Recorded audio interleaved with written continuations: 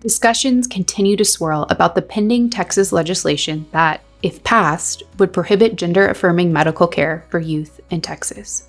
By the time this airs, likely, I will be either moving or probably packing up to move and relocating my work to Denver, Colorado. So I'm a therapist here in Houston. I specialize in LGBTQ concerns, and as part of that, I work a lot with gender-affirming care for LGBTQ youth. From what that looks like on the mental health side, really that's helping, youth really explore who they are, how they identify, and then helping them along the social transition, right? What is it going to be like for me to access maybe a gender marker change on my birth certificate? How do I go ahead and figure out a name that best fits me? How do I want to go ahead and present myself in terms of attire? And what the bills that are being passed, or could be passed here in Texas, Senate Bill 14 and House Bill 1686 would restrict gender-affirming care on the medical side. And so any type of HRT or hormone replacement therapy would be banned. Until a certain age? Or ever? Until a certain age for these laws. Okay, so these ones would ban it until the minor turns 18. Okay.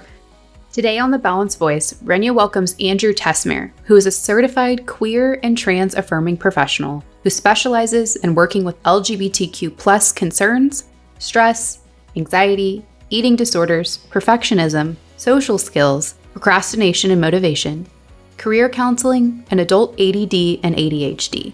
In this episode, Renya asks Andrew many burning questions she receives from the community about LGBTQ+ youth, all with a mission of finding ways that parents and the community can aid in supporting the mental, physical, and emotional well-being of this population of people. This is the Balanced Voice podcast. It's important to have so many conversations, and some of them are uncomfortable because, like the one we're about to have with Andrew Tessmer, because we grew up in a different time. We did. We grew up in a different time, and I look at my kids and the discussion around LGBTQ plus it didn't exist when I was younger. No. Or if it did, honestly, it was sort of the onset of like HIV and AIDS and We Are the World and, that incredible music that came around it, but we didn't know. The conversation didn't come with the positive, let's put it that way. Yeah. Because HIV and AIDS really exacerbated the understanding of what who this community was.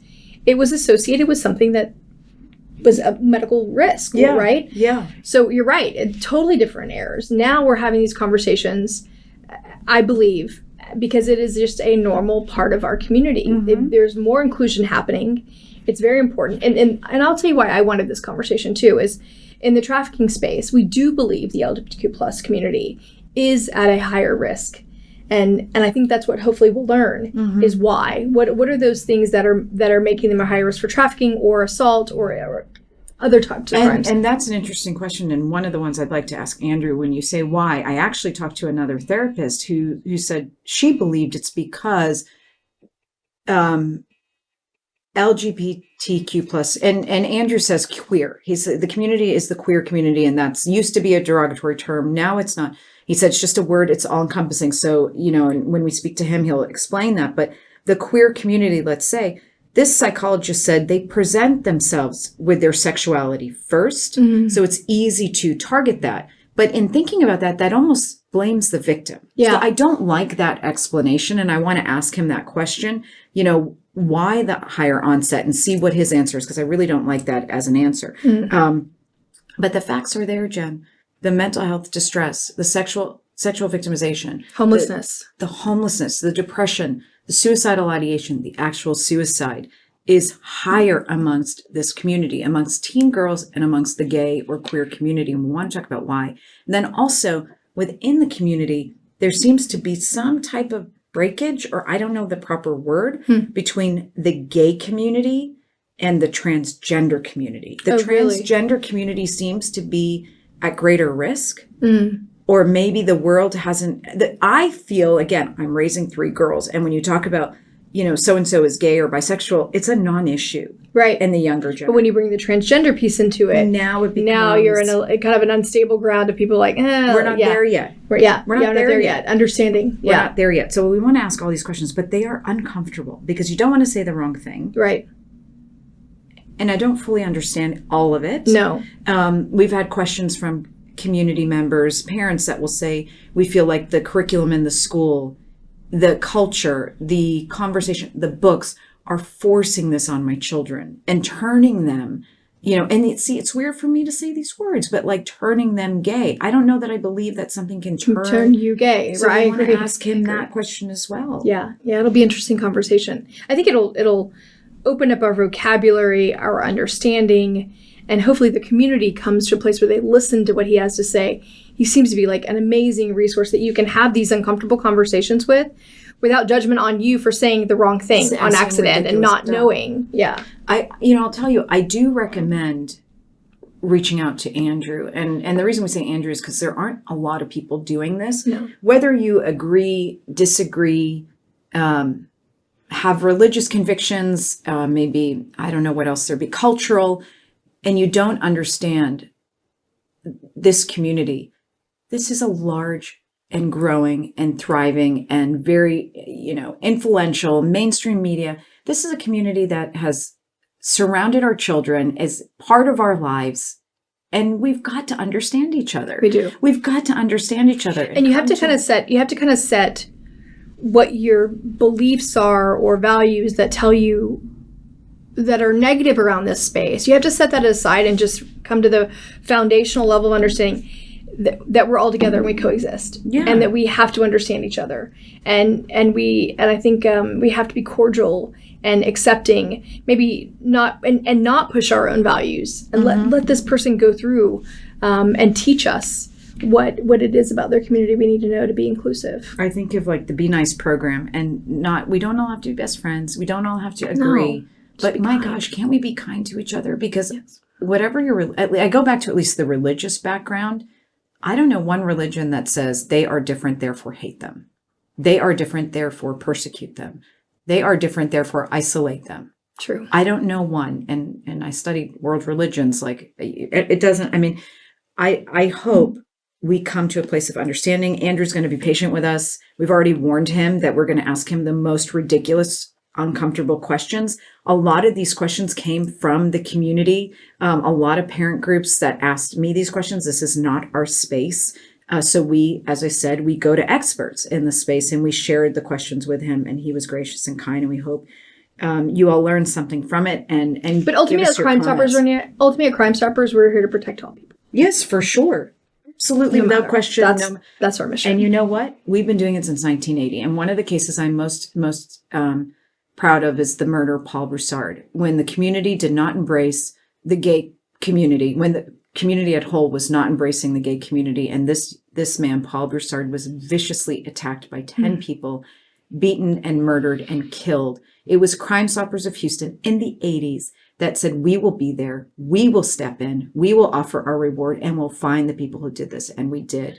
And that case was brought to justice. So we're excited for the conversation. Forgive the bumps and the awkward moments. But we tried to channel some of the questions you had, but we want to hear more, because we'll have a part 2 with Andrew. We'll have a part 3 with Andrew. He's an incredible resource, and we were thankful for the time.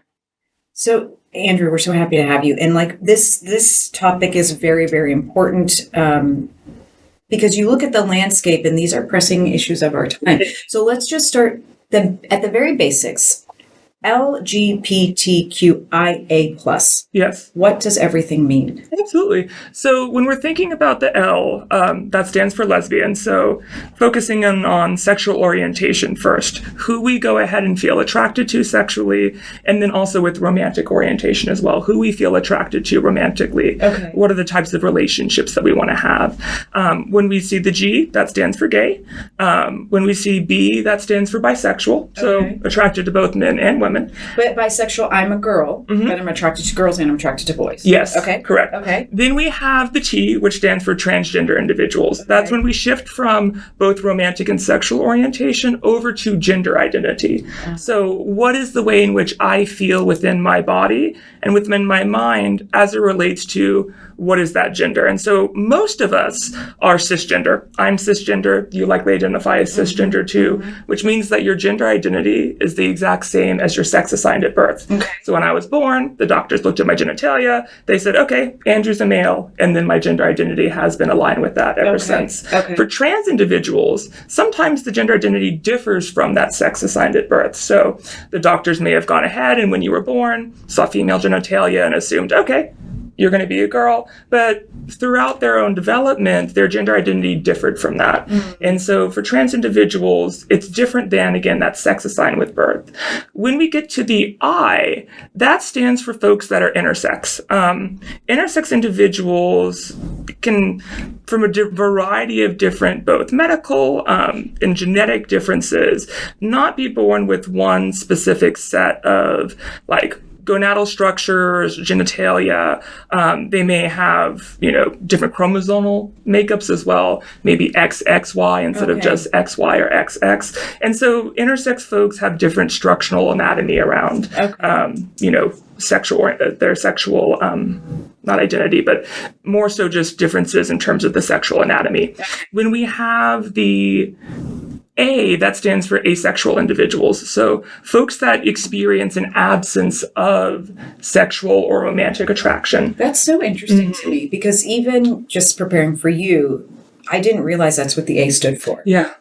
Yep. Okay. So asexual folks, and that can be a spectrum, right? And so I think a lot of times people think of asexuality as just the absence of, and oftentimes that can be the case, but it's also for folks that may feel very low experiences of sexual attraction or desire, or don't really necessarily notice a lot of romantic orientations or romantic attraction. So aromantic people may not necessarily experience like a desire or a need from romantic connections. And then when we go to the plus, that can include really anyone else. So folks that might identify as pansexual, really attracted to folks outside, regardless of their gender identity. Sometimes the Q stands for queer, which is becoming more of an umbrella term now. Back in the past, queer was something that was discriminatory against LGBTQ folks. And now it's something that's coming back into popular culture where folks are really embracing that, especially our youth, as more of like an umbrella inclusive term to help with the challenges in saying LGBTQIA+, because that can get very long. And so queer is a quicker way to kind of have an umbrella term there. Something the LGBTQ community took back took back the Q. And made it something positive as opposed to something derogatory. So that's what you would say in a sort of a nutshell. Yeah, in a nutshell, I would say that. And it depends too on the age of individual, right? So, if I'm working with clients that may be, in their 50s or 60s, so interesting. They would not refer to themselves as queer. Yeah. It's words mean something, and it means something generationally. So let's talk about when, I have 3 girls, and you notice sort of as they grow, each one start talking about, my family start talking about boys at a certain age. So when the onset of sexual orientation and I think it's a little bit differently than identifying what you are as a boy or girl, like the ages might vary. When are you seeing that? Because puberty is also coming younger. Yes, puberty is coming younger. And so with that, we see sexual orientation starting to come a little bit younger as well. Typically for sexual orientation, it differs with every single person. So it's important that we don't look at it as like a universal. However, typical time periods around sexual orientation would be right in that kind of pre-puberty to puberty cusp. And so can sometimes be, 10, 11, 12, 13 is generally around the time in which folks begin to go ahead and start the puberty process. And oftentimes that's when they can start to go ahead and identify different levels of like sexual attraction to other people. But you'll read cases of kids that will say at 4, yes, I knew I wanted to be a different gender. Yes. So that's the T you're talking about. That's the T. So that can be at a younger age. Typically, yes. And so, a lot of times we're seeing in terms of gender identity development, if we look at kind of how children are able to distinguish and categorize gender, they're actually really good at that. Even at age of 2, they can go ahead and have distinct differences in terms of like physical characteristics. So if we had a 2-year-old in front of us, they could go ahead and look at me and assume I'm a male just because of the different characteristics that they're seeing, assume you're a woman. When they have a concept of their own gender, right? That begins to happen a little bit more around, 4 to 8 age range. And so typically that's when you start to have a concept of, okay, I understand the world as it's been presented to me and I've been taught around, these are the typical gendered categories in my society. So now that I see what these categories are, how do I fit within those categories? And generally around 4 to 8 is the range in which they begin to go ahead and have that level of awareness within themselves. And then that's when we can even start to see early on sides of either gender dysphoria, right? A discomfort with the gender that may have been imposed upon me. Mm-hmm. So, I may be a trans male and, my parents are trying to go ahead and put me in, girl attire. They're trying to go ahead and style me with girl haircut. They're trying to go ahead and maybe play with, toys that may be a little bit more focused on female toys. And then there's going to be some discomfort there happening. So it can happen pretty early and oftentimes earlier than sexual orientation develops. Well, so this is such an important conversation because obviously we have a massively big school program. Mm-hmm. And so we're very active in the schools and we're very active with parent groups and we're very active in the community. And we'll get a whole host of questions thrown at us all around public safety. But then you'll see pockets of parents saying, well, then my child's bullied or my child doesn't, we're worried about stuff that's being introduced in the schools. And so we wanted to have you on to ask some of the difficult questions or the questions we get. You have somebody that's 4 to 8 and maybe let's just say I'm a female and I'm saying, well, I feel more like a male. What about the parents that will say, but you have kids 4 to 8 thinking they identify with everything, why do you take this identification and say, okay, let's start redirecting your entire life? When that same young person might say, but I also think I'm my superhero. I think I'm a doll, or I think, how you're licensed in this area. What is the scientific response or from the mental health field? Yeah, we typically look for 3 things when we're exploring, especially with children, differences around gender identity. Are they consistent in their expression, right? Are they consistently saying, no, mommy, I'm a boy. Okay. No, mom, I'm a boy. No, I don't like to be called that way. No, I don't like to dress that way. Are they very insistent, right? So are they saying no, frequently? Are they trying to go ahead and correct you in the world around you? They may be going ahead and doing that with friends or with teachers. You may go ahead and see acting out behavior in youth, in which could be temper tantrums if they're really young. It could be, if they're a little bit older, silent treatments, maybe more aggressive fighting. And then are they persistent, right? Are they persistently trying to push you to go ahead and have them not only have other people identify them correctly, but also to be able to go ahead and express themselves in a very authentic way. And again, that can look like attire, that can look like toys, that can look like play and imagination at younger ages. And then in older ages, more like adolescence, you'll typically see a little bit more verbal conflict in those spaces. But consistent, insistent, and persistent are things that we go ahead and look for when we're evaluating for different types of maybe gender dysphoria or identity concerns in youth or adolescents. It's amazing to me how much this conversation has changed through the years. So when I did a master's in marriage and family therapy, and at the time we were taught, this was in the late 90s, very late 90s, early 2000s. We were taught this was a mental health, I don't want to say disorder, but it was in the book. Yeah, it was. So how have we changed? And that's just from all these kids having to endure feeling like I'm one way and I have to hide it, and then eventually acting out and eventually fighting for all these generations of children have had to do that because now we don't see it as a mental health disorder. No. You don't treat it that way. No. So the identity is not the disorder, right? And this is actually something that only came about, maybe within the last 10 years, because when I was in grad school as well, we were taught gender identity disorder. It was not just gender dysphoria, and not all trans people face dysphoria, right? If you are in a very welcoming the words dysphoria. Yeah. Sure. So when we're thinking about dysphoria, right, that's more of the experience of discomfort from when my authentic self does not align with the way in which my body is shaped, presented, going through, especially during puberty time periods, that can cause dysphoria, for trans men.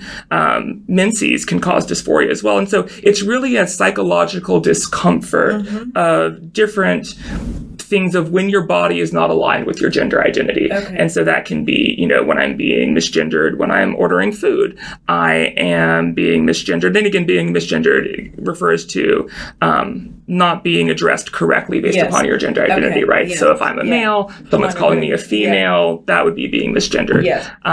And so dysphoria can come up in a lot of different social settings. It can come up frequently in school as well. During the pandemic, which was really challenging for a lot of my trans youth that I counsel, was just video calls, doing Google Meet for classrooms, because what would happen would be they would pull the dead names, and dead name means the name that your parents may have given you, but you've changed since because that no longer reflects your gender identity, right? That's no longer the sense of self that you have. And so it should be called the dead name. I agree. Yeah. Because we'll have cases where transgender individuals are murdered. And so the media, we struggle with, the legal name is the dead name. And so you have to think like the dead name, so you realize what that means. It's the birth name, but that's no longer the name they identify with. Exactly. That's not their new. So anyway, we deal with that at Crime Stoppers when we're dealing with some of the murder cases. And again, so, if kids are seeing that on their Zoom call, and then they may have some dysphoria about the way that their, facial structure maybe they're lacking facial hair, they have facial hair. And so in those spaces, then, even seeing a video back at yourself can cause that dysphoria. And so there's a number of different things, but I think a lot of the challenges, especially of youth around dysphoria, is, if they don't have access to gender affirming care at that point, or maybe they're early on in their social transition, right? So they're trying on different hairstyles, they're trying on different outfits that, they're trying to think, what is my authentic sense of style? What is the way I like to express myself? It can be challenging when, in those spaces of expression, they may be getting teased, getting bullied. And, unfortunately, that can happen from both other youth, but also even from school staff as well.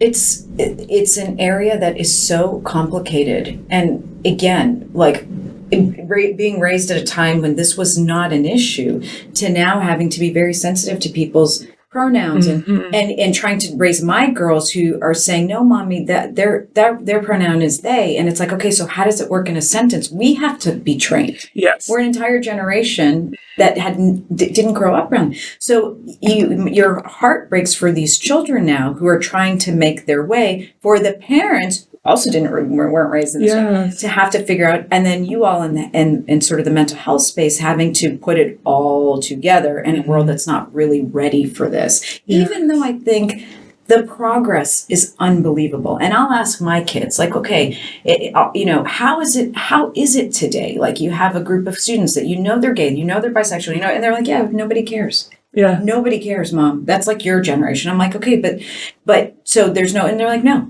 Literally no one cares. It's very common. So you're seeing that in your practice, I imagine. There's definitely a much more acceptance I see a lot across the board, which is wonderful. Even looking back to my own middle school and high school experience, where there was a lot more bullying than what I'm seeing now with youth, it definitely lifts my heart, and it's much better. However, there's still significant amounts of bullying happening in schools, significant amounts. And, I was at the precipice of social media, not to age myself, but those were the MySpace days. And so there was there was a little bit of cyberbullying that was going on back then. But more so now, we're seeing incredibly high rates of cyberbullying that's occurring.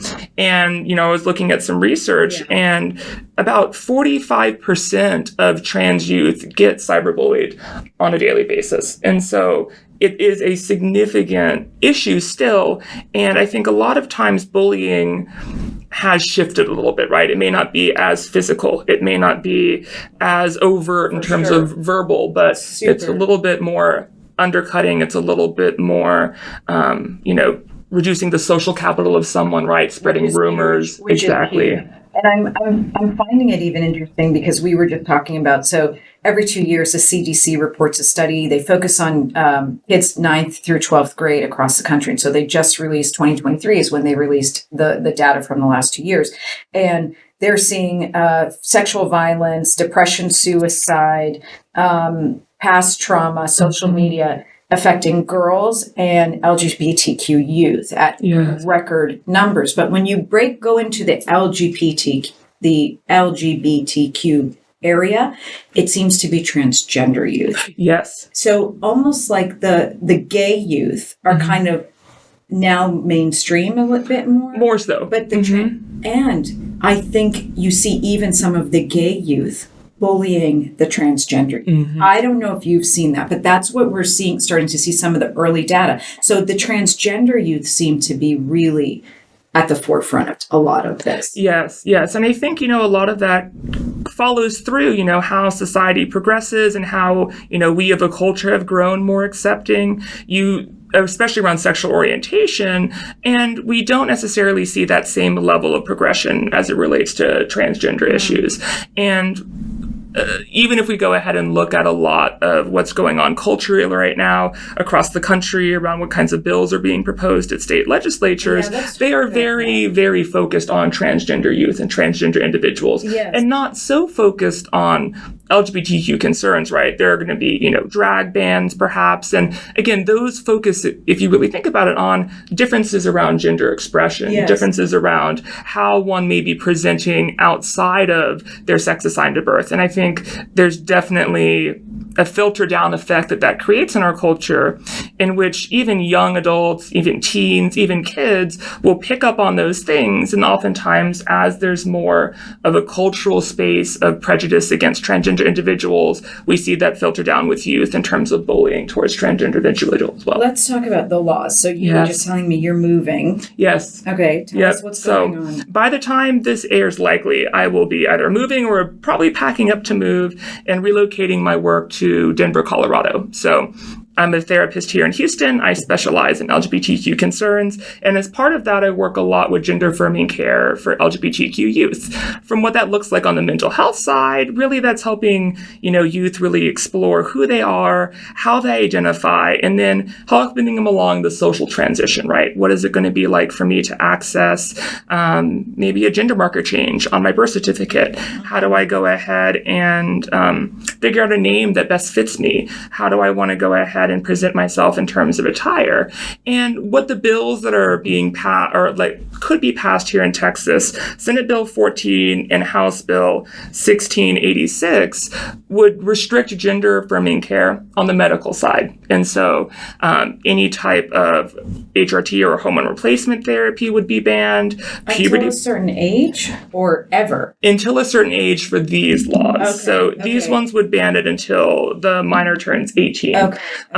There have been some other rulings, specifically a Missouri Attorney General one recently, that would ban that for even adults. So that would ban gender affirming care for adults unless you've gone through a very, very complicated and costly process of unnecessary diagnostic assessments for mental health and 3 years of documented adults. It is strange to limit adults, yes. And I guess what is this like a phobia, or is this like too many? Because I'm asking the question and I don't believe what I'm saying, by the way, but I'm just going to ask it because I'm sure somebody's thinking it. Is this stemming from a phobia of transgender behavior, or like so many have decided to change and then said, I regret changing, and decide to come back? And I don't think that's the case, but I'm asking. I don't know. So research shows on the latter point, right, in terms of folks that regret any type of gender affirming care, the research is, showing that it's so rare. Less than 1% of transgender individuals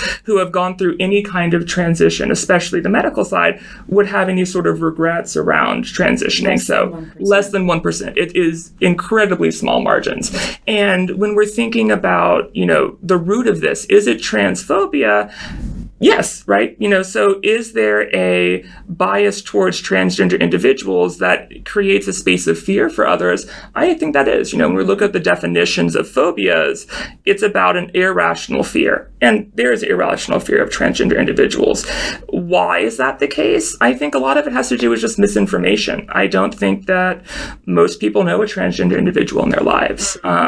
They may have seen some things around media representations as of late, within the past 3, 4, 5 years. They may have the first time you're seeing a positive representation of transgender individuals. I'm thinking back to when I was a child. The only time I saw transgender individuals represented in media would be victims of a crime documentary or victims of like NCIS and it was the sex worker that was killed by someone else, and those are the only times you would actually see anyone that would be identified as trans. And so I think if that's your only experience and exposure and you don't know anyone in your own life, then it becomes very easy to go ahead and fall for spaces of misinformation. Well, it is, again, society is kind of growing up very quickly and dealing with an issue that a lot of the adults were not raised with. So for me, sitting at the seat that I sit at, when the discussion became, years ago, about Target allowing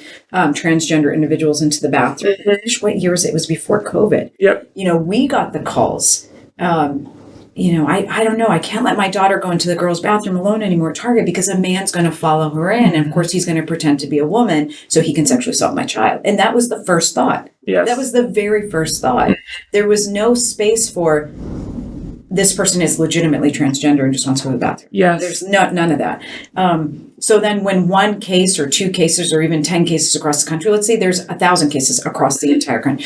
When those came up, those became the cases. Exactly. This is why we're saying this can't happen.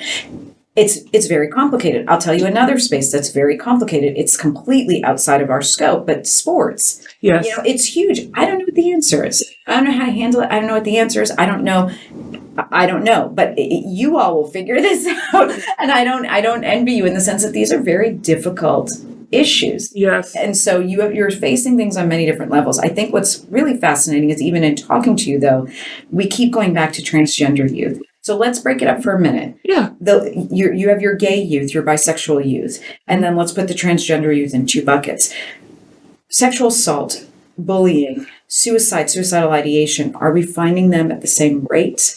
They're elevated. So for all LGBTQ youth across the spectrum, there are significantly higher rates of mental health concerns and of suicidality for all LGBTQ youth. When we break it up into the separate buckets of those around sexual orientation, we see, again, elevated rates, but not as high as with transgender youth. Okay. Transgender youth have the highest rates of suicidality, and they have the highest rates of mental health concerns because they face the highest amount of societal stigma. Whereas with LGBT youth, they typically have, again, they're elevated rates, but not as high as transgender youth. It's so sad to me to look at these numbers, and our whole issue and our whole goal at Crime Stoppers is inclusivity in the sense that, we partner with the West Michigan Mental Health Foundation, and they have a program called Be Nice. Notice, invite, challenge, empower, their Be Nice program. And it stems from, if you notice somebody who, basically the summary, who's different than you don't have to be best friends. You don't have to be good, but you can basically be nice to them. You can challenge yourself, challenge the community to accept them instead of isolating them, pushing them away. You're different. We don't no. There's no reason to be mean. There's no reason to bully. There's no reason to separate. There's no reason not to be nice. Yeah, it's about respect. How much would that clear up? Significant amounts, right? I think, to your previous point, when we're thinking about some of the risks for LGBTQ youth, Trevor Project did a survey in 2022, and over 50% of transgender youth were considering suicide this past year, 45% of LGBTQ youth. And so, again, those rates are significant and very scary. But the beauty with this, too, is that there's so much hope. On the point of being nice, that same study found that there was just one affirming adult in that child's life, just one, it reduces rates of suicidality by 40%. So it just takes one accepting adult figure in any LGBTQ's life to go ahead and significantly make them feel better, make them feel more seen, more accepted, more validated, more valued, and that can drastically reduce the amount of mental health disparities that they'll have. I have hope that this is changing in the sense that, again, Houston, Taylor Swift was just here. Everybody in Houston went. And so I took my girls on Saturday night, and I I was looking at it from sort of the social aspect of one, how many people in the room, what type of people in the room, dads, daughters, men, women, transgender individual, gay individual, people in wheelchairs, all different, I would say ethnicities, from just looking at people. Hearing impaired. I mean, everybody was there and we were all together singing.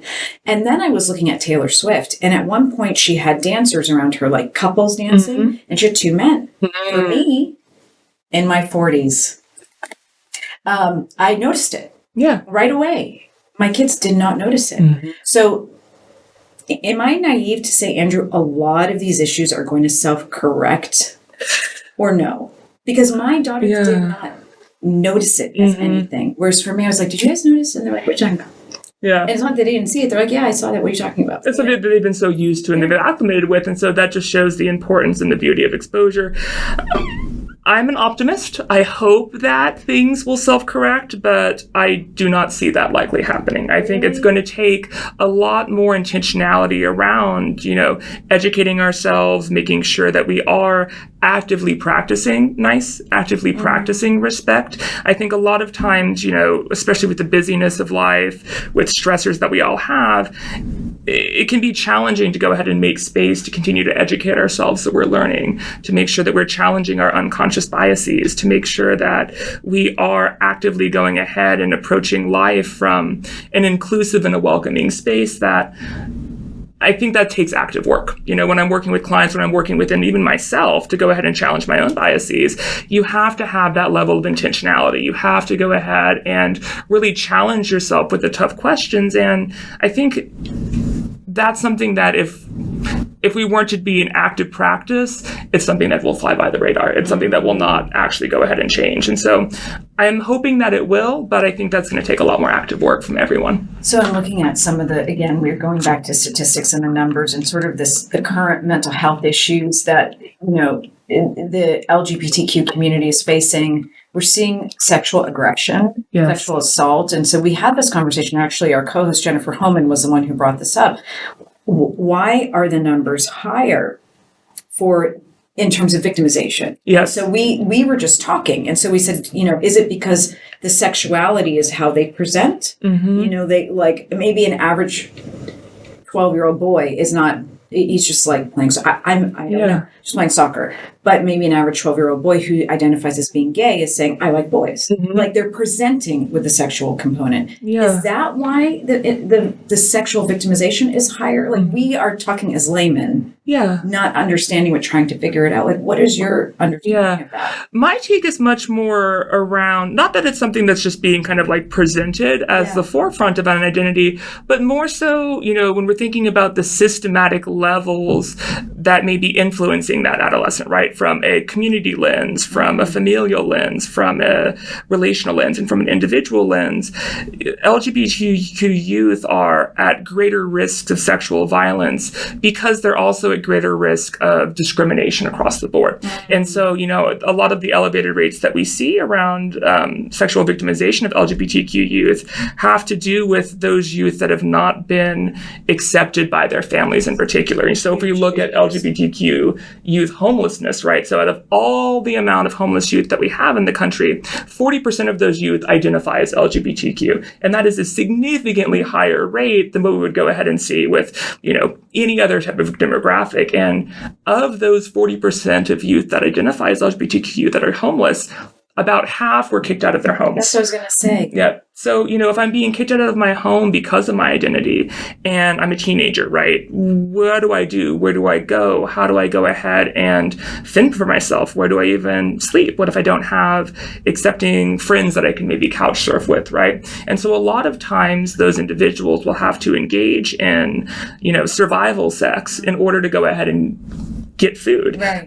Or, those individuals oftentimes are about 3 to 7 times more likely to be, sexually assaulted because they're also more at risk for sex trafficking. They're more vulnerable. And, if I'm a teenager that, again, has just been kicked out from my sexual orientation, I don't have a lot of friends, I don't have a lot of family, I don't have mental health support, I'm just trying to survive. What else is going to happen? And again, you can,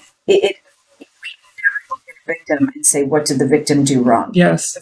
And so as you're saying it, it's what did society do to let down this person who needed society help? Like I can't go in any home and I can't ever judge anything, but I guess I'll never understand having your child leave that. I just will never understand it. I'll never, and you see it in your practice. I'll never, ever understand it. But you are sending these kids on a path. Even a flip side, the child that might be, parents are fine with it and will figure out how you navigate it, still faces a world where it's not super accepted, especially amongst transgender youth. You're still online consuming content where you might be the butt of a joke or whatever it might be. So Andrew, I applaud your work, and especially when you look at the mental health incidents, sexual violence, depression, and suicide. What is your wish that we as a society would do differently? Today, what can we do today? I think, your earlier comment around being nice and just making sure that we are approaching from a lens of curiosity, respect, and inclusion is the most important thing, right? So when we are, facing a transgender individual, right, instead of going ahead and jumping with our preconceived notions of, oh, well, they don't know who they are yet, or this is just something that, their feeling is just a phase, we actually go ahead and believe them, right? If someone's telling you something, just making sure that we have the space and the time to listen. Obviously, as a mental health professional, I do enjoy listening. It's kind of the key skill that I use as a therapist. But I think really if there's one thing is to just make sure that we are amplifying the voices of those that are most marginalized, don't have a voice oftentimes, and making sure that we are working as a society to go ahead and support and protect individuals instead of going ahead and trying to restrict their access to school, restrict their access to medical care, restrict their access to going to prom, restrict their access to being able to be referred correctly during their graduation as they walk across the stage, right? I think it's mainly about respect, and it's about educating ourselves and making sure that we are creating a society where everyone feels welcome, where everyone feels included. And I have to ask this question before we wrap up. Of course. Andrew, why did you go into this field? So mental health counseling was something that I somewhat fell into. I knew that I wanted to go ahead and do something that would help other people.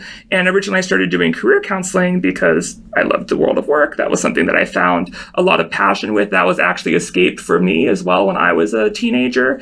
I was facing some bullying in school. I was facing a lack of social acceptance within my community. And so, working was something in which I had now a good friendship group. I was making money. I felt independent. I felt financially secure. And so I originally went into career counseling. And then probably around 2017, I recognized that really what I was most passionate about, why I love career counseling, was more of the counseling aspect, right? How can I work with one-on-one individuals? And so that's when I kind of started to bring my own story into that, thinking, okay, well, what were some of the experiences that I had when I was an LGBTQ youth? And there was a lot of bullying. There was some physical assault that happened. And so as I was thinking about what are the kind of clinical specialties that I would like to have in my mental health practice, it was kind of no-brainer. LGBTQ concerns came up. And then over time, as I was kind of seeing more and more clients, more and more transgender youth came into my caseload. And so I really took the time to make sure to educate myself, get relevant training in that area.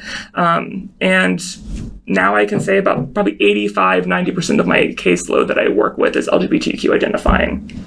It's amazing. And I apologized before we started. I said I'm going to ask you some really crazy questions, but they're the questions we get. Yes. And I think people are afraid to ask the wrong question, and therefore they're refusing to have conversations. And we want to ask the most ridiculous, awkward question because we know we're getting the calls. And so we thank you so much for your patience, of course, and answering and the work you do. I can't think of anything more critical today than dealing with the mental health issues that our entire community faces, let alone our youth. And whether that's because of their gender identity or, whatever it might be, because I could give you 20 different reasons why kids today are bullied or feel isolated.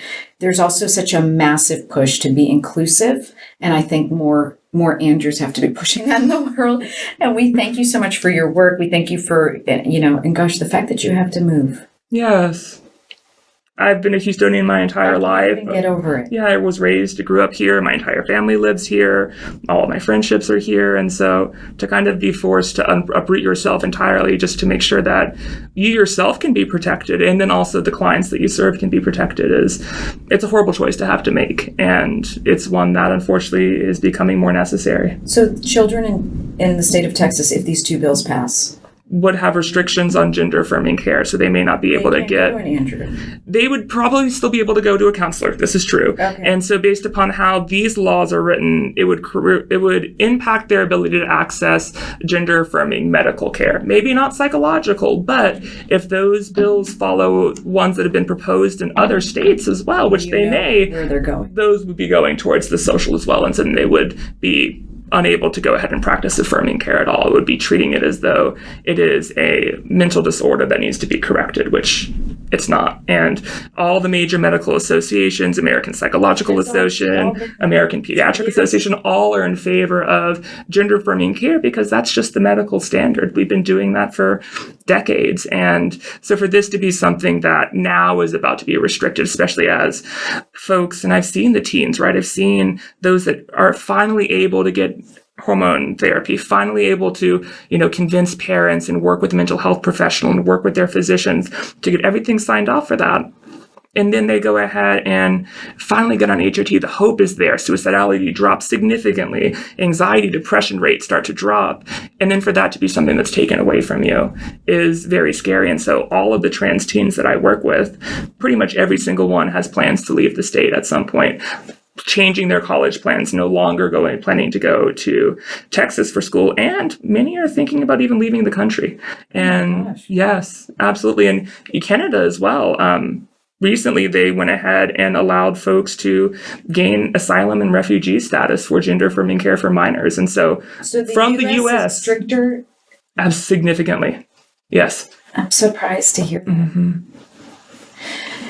Andrew, I thank you again for the work you did. The one point of advice, what can you do today? And honestly, I can't think of a scenario where this doesn't apply. Be nice. And the conversation, I don't care what your ideology is. I don't care what religion it is. If it doesn't ascribe to you being nice to others, that's a problem. Mm-hmm. Be nice to everybody. We don't all have to be best friends. We don't all have to, but we can be kind, and there's no reason not to be kind to especially youth who are all struggling for a whole host of reasons. Andrew, thank you again for being on the Balanced Voice podcast. We so enjoyed it. Thank you for having me. I appreciate it. Thank you to our sponsor, FlipLock, for making this episode possible. FlipLock is a door lock unlike any other lock that was created as a nationwide, straightforward solution to protect your people, whether that be in universities, dorms, daycares, hospitals, or even government buildings. It can be added to nearly any door to keep you and yours safe. We are proud to have such a strong and like-minded sponsor of the Balanced Voice podcast. Check out FlipLock at fliplock.com. That's FLIPLOK.com. What an amazing conversation. I mean, just listening in on what you guys had to say and the things that Andrew was expressing, I think one of the most important things I heard when y'all were talking was this concept of this community, these LGBTQ plus youth need one affirming adult, just one affirming adult decreases the risk of them having suicidal thoughts or feeling alone and becoming, even more vulnerable out in the world.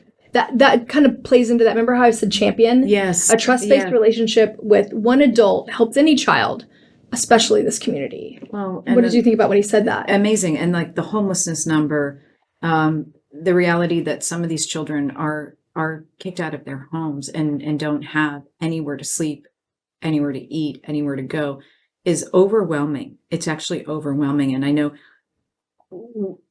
part of the reason, Jen, you wanted this conversation was one of when brainstorming, what do we talk about? This was one of the issues you brought up because of the victimization aspect. Right. I mean, so the scenario is this: they're not agreeing with their parent. Their parent is realizing that they're challenged with their sexual orientation. Parent's not comfortable having the conversation. Ends up leaving the home, either kicking them out or them running away. They end up on the streets because they have no place to go. We know that within the first 24 to 48 hours, they're either involved with drug traffickers or sex traffickers, and there you go. There goes the cycle. where and obviously sexual assault and rape is happening, and they have nowhere to turn. And when you look from a resources standpoint, we have not enough resources for all youth going through mental challenges and issues. Now think about when you need to have a safe space for LGBTQ plus youth to have, mental education and help and someone to talk to. That's even exponentially less. How many did he say in Texas? 1 in terms of the specialty of LGBTQ plus and eating disorders. And then when you look at just in general, I mean, very few, and he's even leaving the state. I was looking at some stats the other day. It said 1.6% of our population is considered LGBTQ plus. That's like, I don't think I knew that the number was that big. Yeah, that's over 1 million plus people in the United States. And Texas is one of the largest states. So, with only one counselor that helps specialize in this type of thing. I think he was so gracious in letting us ask awkward, uncomfortable questions, using words we use flippantly and it doesn't mean what it should, or discriminatory, and it's not what we mean. I think this issue is huge in the sense that, again, you have a generation that wasn't raised understanding it, just like social media. We don't know anything, with a generation very much in the trenches. There are people like Andrew who are bridging the gap. Again, whether you agree or disagree, my goodness, we can all be kind to each other and supportive. I don't care what the scenario is. No youth should have to face sexual assault, victimization, have such a hard life that they want to kill themselves. And it's incumbent upon all of us to step in and be the champion, be nice, be kind. So we're so thankful for you for recommending this, and thankful to Andrew for coming, Sydney, our executive producer, for booking Andrew, knowing about Andrew and bringing him on. And we encourage more conversations. Please, they're awkward, but we'll have them. We'll have them. But we're expecting the community to take this conversation and have it with other people. Please share. It really is. It really is something we need to do in this day and age. Thank you, Jen. Thank you. We'll catch you guys next time. Take care, everybody.